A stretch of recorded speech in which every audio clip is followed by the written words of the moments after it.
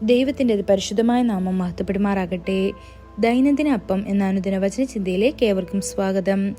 ഇന്ന് എല്ലാ അധികാരവുമുള്ളവൻ എന്ന വിഷയത്തെ ആസ്പദമാക്കി ചില കാര്യങ്ങളെ നമുക്ക് ചിന്തിക്കാം. അതിനാധാരമായ ഒരു വാക്യം വായിക്കാം. മത്തായി സുവിശേഷം 28 അധ്യായം 18-19 വാക്യങ്ങൾ. യേശു അടുത്തു ചെന്ന്, സ്വർഗത്തിലും ഭൂമിയിലും സകല അധികാരവും എനിക്ക് നൽകപ്പെട്ടിരിക്കുന്നു. ആകയാൽ നിങ്ങൾ പുറപ്പെട്ട് പിതാവിൻ്റെയും പുത്രൻ്റെയും പരിശുദ്ധാത്മാവിൻ്റെയും നാമത്തിൽ സ്നാനം കഴിപ്പിച്ചും ഞാൻ നിങ്ങളോട് കൽപ്പിച്ചതൊക്കെയും പ്രമാണിപ്പാൻ തക്കവണ്ണം ഉപദേശം കൊണ്ട് സകല ജാതികളെയും ശിഷ്യരാക്കിക്കൊള്ളുവീൻ. നമ്മുടെ കർത്താവായ യേശുക്രിസ്തുവിന് സകല അധികാരവും നൽകപ്പെട്ടിരിക്കുന്നുവെന്ന് നമുക്കറിയാവുന്നതിനാൽ അവൻ കൽപ്പിച്ചതുപോലെ നാം പുറപ്പെടുന്നു. കർത്താവിൻ്റെ അധികാരത്തിലും ശക്തിയിലും നാം പുറകുമ്പോൾ നാം തീർച്ചയായും വിജയികളായി മടങ്ങിവരും. നമ്മുടെ കർത്താവിന് ഭൂമിയിൽ മാത്രമല്ല അധികാരം നൽകിയിട്ടുള്ളത്, സ്വർഗത്തിലും അവൻ അധികാരം നൽകിയിട്ടുണ്ട്. മാത്രമല്ല, ഭൂമിക്കടിയിലും അവൻ അധികാരമുണ്ട്. യേശുവിൻ്റെ നാമത്തിൽ സ്വർഗത്തിലുള്ളവരുടെയും ഭൂമിയിലുള്ളവരുടെയും ഭൂമിക്ക് കീഴിലുള്ളവരുടെയും എല്ലാ മുട്ടുകളും മടങ്ങുകയും എല്ലാ നാമത്തിനും മേലായ നാമം നൽകുകയും വേണമെന്ന് ഫിലിപ്പിയർ 2 അധ്യായം 10-11 വാക്യങ്ങളിൽ തിരുവെഴുത്ത് പറയുന്നു. അതുകൊണ്ടാണ് അതിനാൽ പോകൂ എന്ന് അവൻ പറയുമ്പോൾ നാം അവൻ്റെ അധികാരത്തിലും ശക്തിയിലും മാത്രമല്ല അവൻ്റെ നാമത്തിലും മുന്നോട്ട് പോകുന്നത്. ക്രിസ്തു ഒരിക്കലും പരാജയപ്പെട്ടിട്ടില്ല.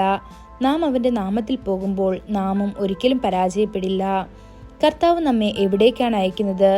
ചെന്നായ്ക്കളുടെ ഇടയിൽ കുഞ്ഞാടുകളെ പോലെ.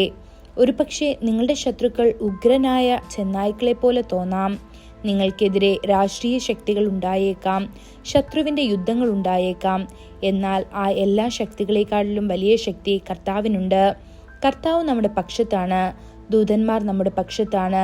സ്വർഗത്തിലെ സകലരും വിശുദ്ധന്മാരും നമ്മുടെ പക്ഷത്താണ്. അതിനാൽ കർത്താവ് പറയുന്നു, അതിനാൽ പോകൂ എന്ന്.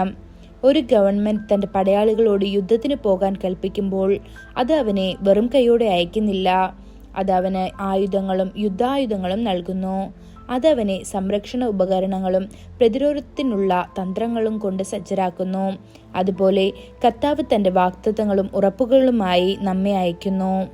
കർത്താവ് പറയുന്നു, ഇതാ സർപ്പങ്ങളെയും തേളുകളെയും ശത്രുവിൻ്റെ സകല ശക്തിയെയും ചവിട്ടി മെതിക്കാൻ ഞാൻ നിങ്ങൾക്ക് അധികാരം നൽകുന്നു. ഒന്നും നിങ്ങളെ ഒരു തരത്തിലും ഉപദ്രവിക്കില്ല. ഇത് ലൂക്കോസ് 10 അധ്യായം 19 വാക്യത്തിൽ കാണപ്പെടുന്നു. എത്ര ശക്തമായ ഒരു വാഗ്ദാനം! സ്വർഗത്തിലും ഭൂമിയിലും ക്രിസ്തുവിന് എല്ലാ അധികാരവും നൽകിയിട്ടുണ്ടെങ്കിൽ അവൻ്റെ ശരീരം, അതായത് സഭാംഗങ്ങളായ നാമും ആ അധികാരത്തിൽ പങ്കുചേരുന്നില്ലേ? ദൈവമക്കളെ, ആകയാൽ പോകുവീൻ എന്ന് അരുളി ചെയ്യുന്ന കർത്താവ് നിങ്ങളെ വചനത്താലും ശക്തിയാലും ശക്തിപ്പെടുത്തും. അങ്ങനെ ആർക്കും നിങ്ങളെ എതിർക്കാൻ കഴിയുകയില്ല. ഈ വചനങ്ങളാൽ ദൈവം നമ്മെ ഓരോരുത്തരെയും അനുഗ്രഹിക്കുമാറാകട്ടെ. കൂടുതൽ ധ്യാനത്തിനുള്ള വാക്യം മത്തായി 16 അധ്യായം 19 വാക്യം. സ്വർഗരാജ്യത്തിന്റെ താക്കോൽ ഞാൻ നിനക്ക് തരുന്നു. നീ ഭൂമിയിൽ കെട്ടുന്നതൊക്കെയും സ്വർഗത്തിൽ കെട്ടപ്പെട്ടിരിക്കും, നീ ഭൂമിയിൽ അഴിക്കുന്നതൊക്കെയും സ്വർഗത്തിലും അഴിഞ്ഞിരിക്കും എന്നുത്തരം പറഞ്ഞു. ഇന്നത്തെ ബൈബിൾ വായന: രാവിലെ 1 രാജാക്കന്മാർ 10-11 അധ്യായങ്ങൾ, വൈകുന്നേരം ലൂക്കോസ് 21 അധ്യായം 20 മുതൽ 38 വരെയുള്ള വാക്യങ്ങൾ. ആമേൻ.